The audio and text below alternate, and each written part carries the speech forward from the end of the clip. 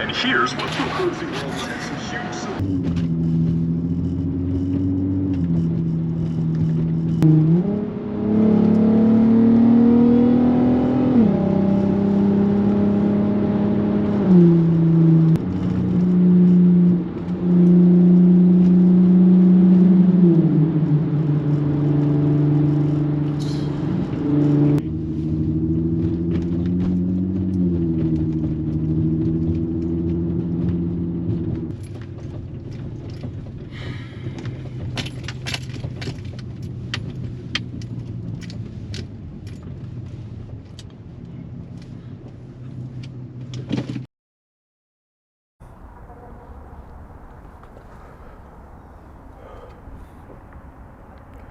New York City is home to a lot of things.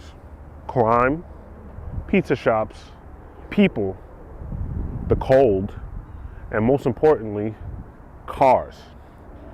And over the last couple of years, especially with the rise of the pandemic and people having more of nothing to do, we've seen a lot of people get in trouble when it comes to their cars.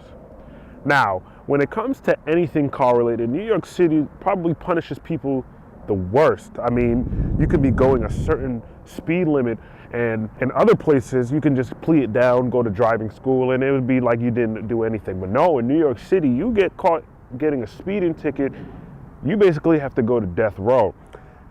The point I'm trying to make here is that cars in New York City usually get a bad rep, but my job and my purpose of this channel is to try to alleviate some of that pressure on motorists. Because we're a city full of bustling people who always are in a rush, even at any time during the day, car people usually get the brunt of the punishment here. They don't want us on the streets anymore. In fact, the world doesn't even want cars anymore. They want us to walk or transport via bus or train everywhere.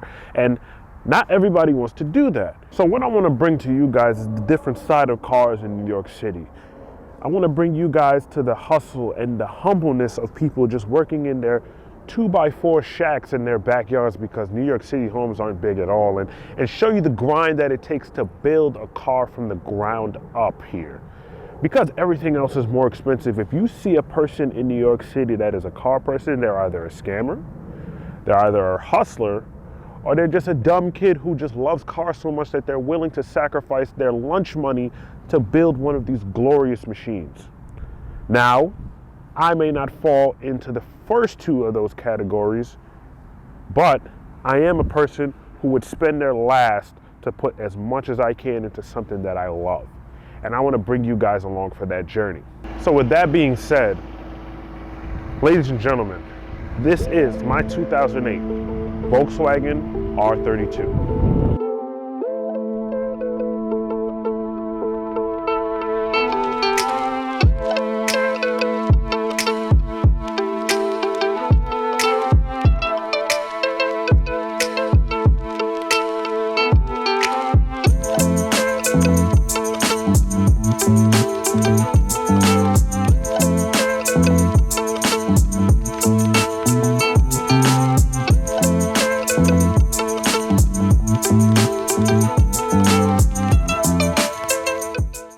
So I bought my R32 in October of 2021 when car prices were pretty, sky high at the time. That was probably its peak, honestly. And in retrospect, I could have probably got a way better deal for this car, but I don't regret it at all. Of course, you may buy something and then you may see another listing for one that's even better for the price or even lower than what you paid for it. But in all reality, I don't regret anything about this car. This car has been an absolute treat for me for the last year or so that I've owned it. And it's honestly one of the dream cars that I had that I didn't know I really wanted. At the time, I had a 2017 Volkswagen Golf R, and that had the 2-liter turbocharged engine in it, and I always wanted something naturally aspirated. My first vehicle, which was a BMW 323i, it was a 2000 year model, that had the naturally aspirated M52, I believe it was a B25 engine in it, and it sounded great. 6 cylinders, you know, you can rev it, it sounded good. And over the last couple of years, I kind of missed that naturally aspirated sound, that naturally aspirated power, that power band that is different from turbocharged engines. And I said, you know what, right now I'm a Volkswagen guy, I'm a Volkswagen Audi guy. What is the best naturally aspirated car that I can get that is unique in its own right? And this was it. The R32 is not by far the most rare car out there, but it's definitely not the most common. And being a person who likes to, you know, stand out from the crowd just a little bit, but I typically don't like to get everything that someone has. So I ended up finding one of these and getting one of these, and I love it so far. The sound that it makes, just the practicality of it being a Golf chassis, a Mark V Golf chassis with the all-wheel drive, it does wonders, especially in the wintertime when I used to drive this. So some cosmetics that I have done to this car is that I did change out the rear taillights to the OEM Valeos. These are so much better than those bullseye looking halogen taillights that came on this car. It does not do the Mark V chassis any justice, whether it be this car, the GTI, the Golf, or the Rabbit. It does not do this car justice. They should have came on these cars in North America standard.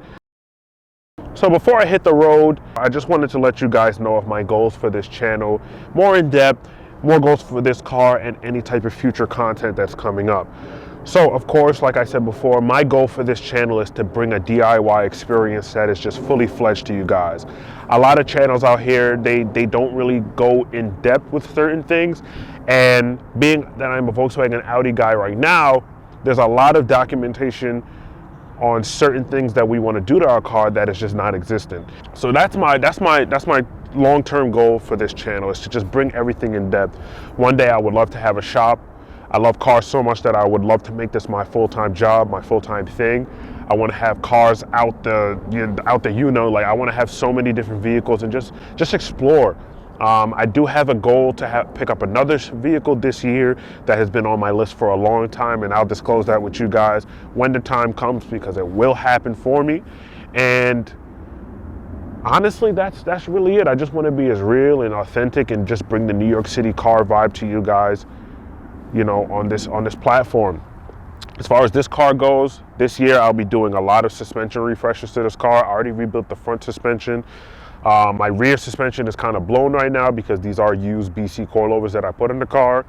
So my rears are starting to go out on me. So I'm going to rebuild all the rear suspension.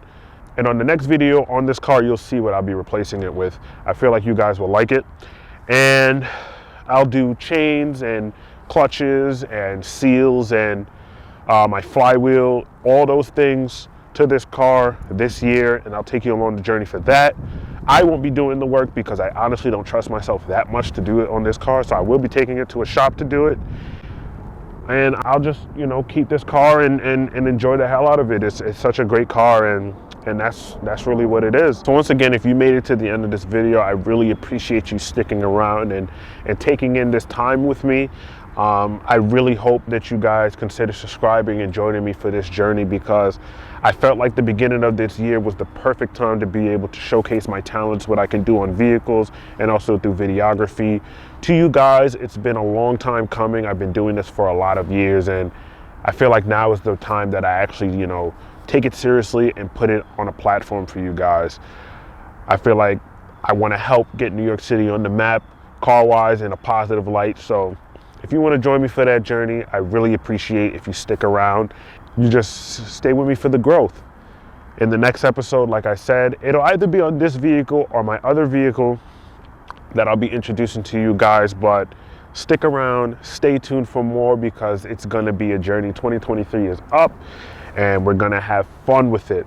And last but not least, I promise that in the next video you see this car, it will be clean. Thank you guys for watching, and I'll catch you guys in the next one.